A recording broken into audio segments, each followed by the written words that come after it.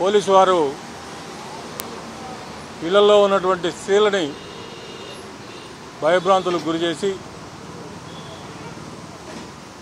మీ ఇంట్లో ఉన్నటువంటి వాళ్ళు ఎక్కడికి పోయారో చెప్పాలని చెప్పి వాళ్ళని అర్ధరాత్రి అపరాత్రి అని కూడా చూడకుండా వాళ్ళ ఇళ్ళ దగ్గరికి వెళ్ళి స్త్రీలని భయభ్రాంతులను గురి చేయడం జరుగుతూ ఉంది.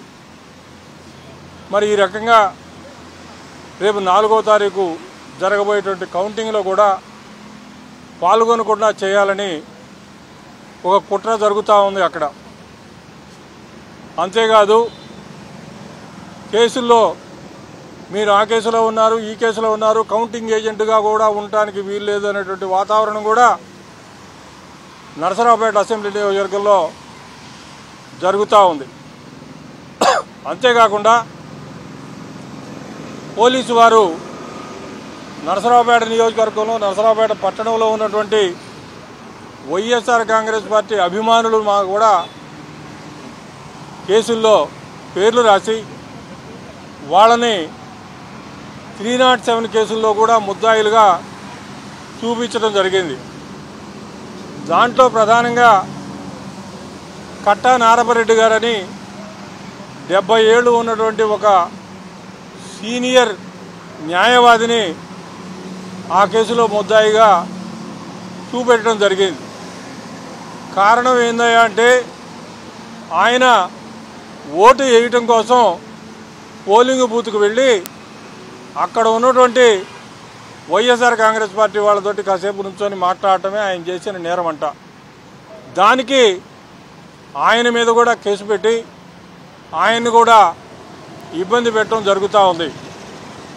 ఈ రకంగా శాసనసభ్యుడితో పాటు ఇంకా అనేక మంది మీద తప్పుడు కేసులు రిజిస్టర్ చేసి ఒక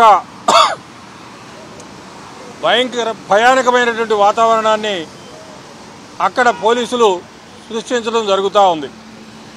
అదే రోజు పోలింగ్ రోజు తెలుగుదేశం పార్టీకి సంబంధించినటువంటి అభ్యర్థి డాక్టర్ అరవింద్ బాబు గారి ఇంటి ముందు రాళ్లతోటి కూడినటువంటి గోతాలు, అట్లాగే సీసాల్లో పెట్రోల్ నింపి దాన్ని పెట్రోల్ బాంబుగా వాడటం కోసం తయారు చేసినటువంటి సీసాలు, ఇవన్నీ కూడా ఎవరో ఇచ్చిన రిపోర్టుతోటి తీసుకోలా, పోలీసులే స్వయంగా వాటినన్నింటినీ కూడా సీజ్ చేయడం జరిగింది. సీజ్ చేసినటువంటి పోలీసులు ఈనాటికి కూడా ఆ కేసు రిజిస్టర్ చేయలా. ఆ కేసు రిజిస్టర్ చేసి దాన్ని ఇన్వెస్టిగేట్ చేసి దానికి బాధ్యులైనటువంటి వాళ్ళని అరెస్ట్ చేయాల్సింది పోయి ఏ నేరము చేయనటువంటి న్యాయవాదుల్ని, శాసనసభ్యుడిని, ఆయన అనుచరుల్ని ఇబ్బంది పెట్టడం జరుగుతూ ఉంది. వీటన్నిటి మీద చర్యలు తీసుకోవాలని నరసరావుపేట నియోజకవర్గంలో రేపు కౌంటింగు సక్రమంగా జరగడం కోసం ఒక పీస్ఫుల్ అట్మాస్ఫియర్ని ఏర్పాటు చేయాలని చెప్పి డీజీపీ గారిని కలిసి రిప్రజెంటేషన్ ఇవ్వడం జరిగింది. ఆయన తప్పనిసరిగా మేము చెప్పినటువంటి విషయాలన్నిటి మీద కూడా చర్య తీసుకుంటా ఉన్నారు. మేము చెప్పినటువంటి విషయాలను నోట్ చేసుకొని తక్షణమే దాని మీద స్పందిస్తానని చెప్పి కూడా చెప్పడం జరిగింది. ఈ రకంగా తప్పుడు కేసుల్ని రిజిస్టర్ చేపించి వైఎస్ఆర్ కాంగ్రెస్ పార్టీకి సంబంధించినటువంటి నాయకుల్ని, కార్యకర్తల్ని హెరాస్ చేస్తున్నటువంటి పోలీసు వారి మీద కూడా చర్య తీసుకోవాలని చెప్పి కూడా తెలియజేయడం జరిగింది. కొత్త ఎస్పీ గారు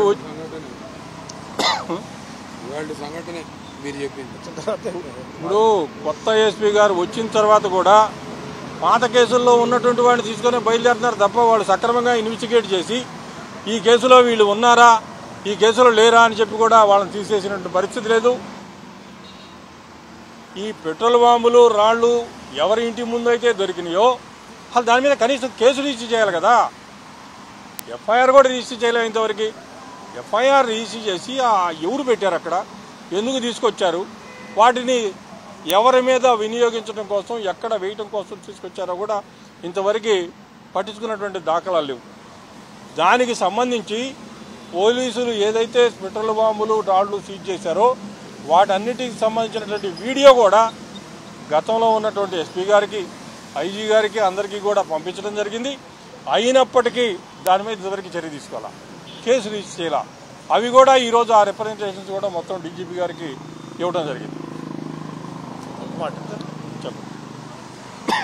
రాష్ట్ర వ్యాప్తంగా జరుగుతున్నటువంటి ఈ పోలింగ్కి సంబంధించినటువంటి దాడులు చూస్తూ ఉంటే ఎస్సీ ఎస్టీ బీసీ మైనారిటీలు పెద్ద ఎత్తున వైసీపీ పార్టీకి ఓట్లు వేశారని చెప్పేసి కక్షతోటి తెలుగుదేశం పార్టీ నాయకులు వాళ్ళ మీద దాడులు చేస్తూ ఉన్నారు.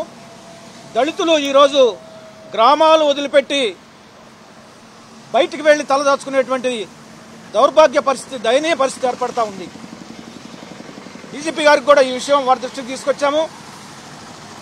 బలహీన వర్గాల మీద, ముఖ్యంగా దళితుల మీద జరుగుతున్నటువంటి ఈ దాడుల్ని వెంటనే అరికట్టాల్సినటువంటి అవసరం ఉంది. ఆ బాధ్యత పోలీస్ వ్యవస్థ మీద ఉంది. అంబేద్కర్ గారు ఇచ్చినటువంటి ఓటు హక్కును కూడా వినియోగించుకోవడం తప్ప అని చెప్పేసి సందర్భంలో మేము అడుగుతా ఉన్నాం. రాజ్యాంగ పరంగా వచ్చినటువంటి హక్కులను కూడా కాలు రాస్తా ఉన్నారు. రాజ్యాంగ పరంగా వచ్చినటువంటి ఓటు హక్కును వినియోగించుకుంటుంటే పెద్ద ఎత్తున దాడులు చేసి, దౌర్జన్యం చేసి, కత్తులు, గొడ్డళ్ళు, కర్రలతోటి ఎగబెడతా ఉన్నారు. ఇది తెలుగుదేశం పార్టీ మిత్రపక్షాలు దళిత వ్యతిరేక పార్టీలని చెప్పగానే చెబుతా ఉన్నాయి. ఈ దళిత వ్యతిరేక పార్టీలైనటువంటి వీళ్ళు, ఈ కూటమి పార్టీలు రేపు ప్రజాక్షేత్రంలో ఓట్ల లెక్కింపు తర్వాత ఘోరమైనటువంటి ఓటమిని ఎదుర్కొనబోతున్నారు, చవిచూడబోతున్నారని చెప్పేసి సందర్భంగా తెలియజేస్తూ, దళితుల మీద ఈ దాడులు గనక ఆగకపోతే రాష్ట్ర వ్యాప్తంగా పెద్ద ఎత్తున ఎస్సీ ఎస్టీ బీసీ మైనార్టీలు ఐక్యమై వారందరూ కూడా తీవ్ర మనస్తాపానికి గురి కావాల్సినటువంటి పరిస్థితి ఏర్పడుతుంది. ఈ ఘర్షణలలో రాకుండా ముందుగానే ఈ కులపరమైన, వర్గపరమైనటువంటి ఈ ఘర్షణలు రాకుండా ముందుగానే ముందస్తు చర్యలు తీసుకోవాలని చెప్పేసి డీజీపీ గారిని కోరటం జరుగుతూ ఉంది. నిష్పక్షపాతంగా